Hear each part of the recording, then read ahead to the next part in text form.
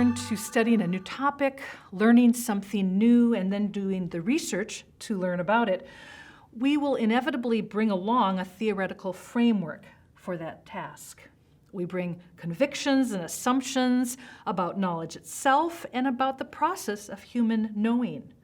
This is what philosophers call epistemology. For example, we might assume that we can reach complete objectivity in our search for knowledge. This assumptive framework will impact the ways we search for knowledge and the ways we view and hold the knowledge that we acquire. On the other hand, holding a highly subjective view of knowledge will also impact our approach to and our thinking about knowledge acquired. It might, for example, lead to a quite individualized perspective on knowledge, where each person's knowledge is highly personal, individual to themselves. The view that each of us is something of a captive to our own context. In either of these examples, the theory we hold can deeply impact what and how we learn. I would suggest that it is important to be self-reflective about our implicit theoretical frameworks. By reflecting on what we assume, our presuppositions, we can more easily adjust our thinking as we need to and to be aware of the ramifications of our assumptions as we do research. So I invite you to bring your own assumptions about knowledge to the table for engagement and dialogue. Philosopher Paul Ricoeur suggests a framework for understanding the movement toward knowledge. He proposes that a person begins with a certain kind of naivete concerning knowledge, often reflected in an assumption that what one knows is obvious, should be obvious to everyone. It's clear from the evidence. Whether the evidence is how people act, which is a social science question, or evidence about the Bible, which is a biblical studies question. Phrases like "the Bible plainly teaches that," or "I just take the Bible literally," are statements that often reflect this kind of first naivete. In this early stage of knowledge development, a person is not much aware that they are not just a receiver of information. They are an interpreter of what they take in. Yet when we come to the quest for knowledge, we come from particular locations and traditions. We always have a vantage point. In other words, we bring a particular hermeneutic to the task of learning.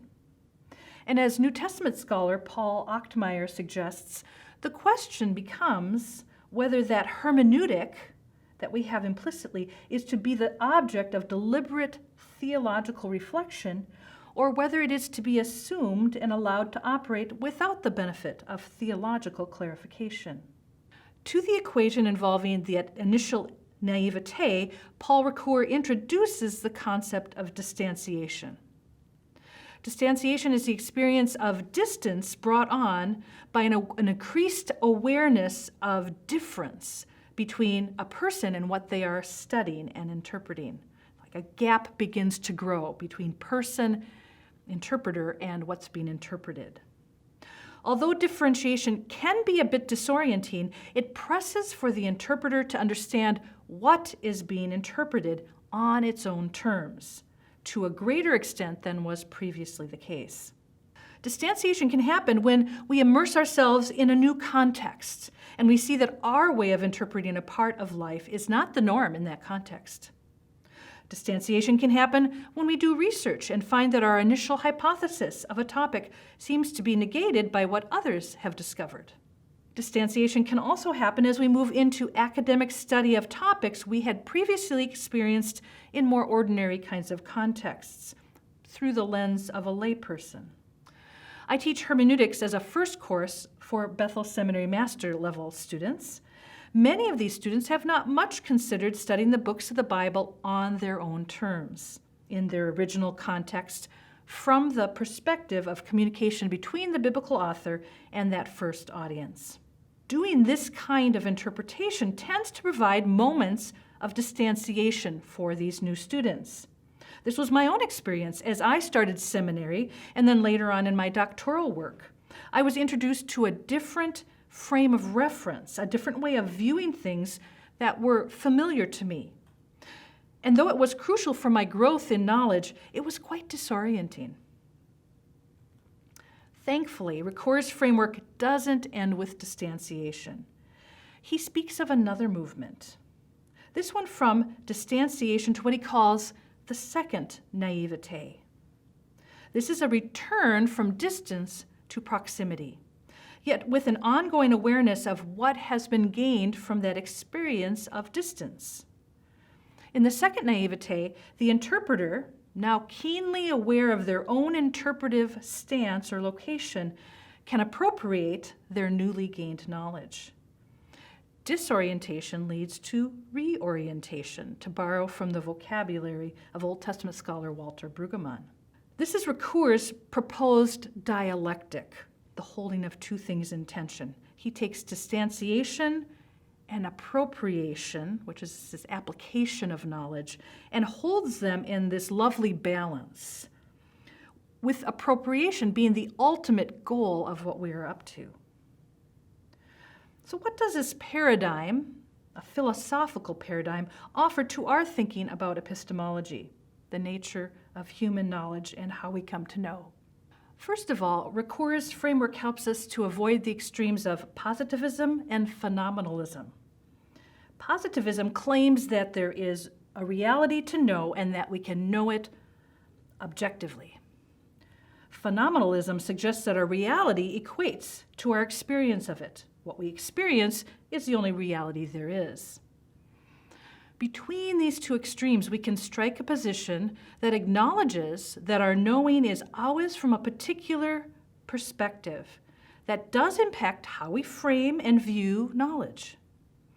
Yet distanciation allows that we can gain true knowledge. We are able to access reality while never forgetting our locatedness. We are in a particular location from which we view things. Ricoeur provides a solid theoretical basis for a hermeneutical realism. This means that there is a reality to be understood and that humans have access to that reality. That's the realism part of hermeneutical realism. Yet we retain the awareness that we access reality both imperfectly and from a particular location. We don't have a bird's eye view of the world. That's the hermeneutical part of hermeneutical realism. As Paul writes in 1 Corinthians 13, "Now I know in part, then I shall know fully, even as I am fully known." Second, hermeneutical realism, which is suggested by Ricoeur's dialectic of distanciation and appropriation, offers a path toward what Kevin Van Hooser calls a hermeneutic of humility and conviction.